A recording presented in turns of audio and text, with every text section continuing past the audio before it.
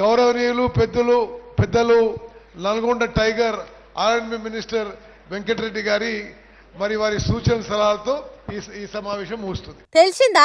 మంత్రి ఉత్తమ్ కుమార్ రెడ్డి చెప్పేసిండు, కోమటిరెడ్డి వెంకటరెడ్డి నల్గొండ జిల్లా టైగర్ అట. అంటే నల్గొండ జిల్లాల రాజకీయాన్ని ఒంటి చేత్తో నడిపిస్తున్నది మంత్రి వెంకటరెడ్డి అన్నట్టే కదా.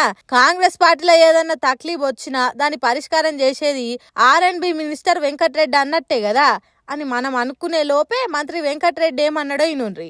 నన్ను టైగర్, నువ్వే టైగర్, మొత్తం రోజు రివ్యూ చేసుకుంటూ సన్న బియ్యం ఇచ్చుకుంటూ ఇన్నరా? నన్నెందుకు టైగర్ ను చేస్తున్నావు? అసలైన టైగర్ నువ్వే. సన్న బియ్యం ఇచ్చుకుంటావు, రోజు రివ్యూలు చేస్తుంటావు, జిల్లా మొత్తం నీ కంట్రోల్ ఉంటది.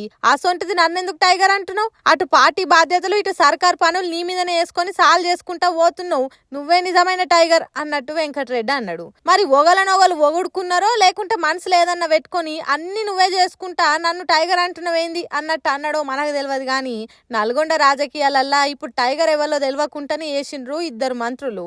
ఇంతకు అసలైన టైగర్ ఎవరు? ఈ ఇద్దరు మంత్రులా లేకుంటే సీఎం రేవంత్ రెడ్డి సైతం ఇంటికొచ్చి సలహాలు అడిగే జానారెడ్డి అసలైన టైగరా అనేది మళ్ళొచ్చే ఎన్నికల నాటికి తెలుస్తుంది. అప్పటిదాకా నల్గొండ జిల్లాకు పొలిటికల్ టైగర్ ఎవరన్నది ఆ జిల్లా పబ్లిక్ ఇష్టం.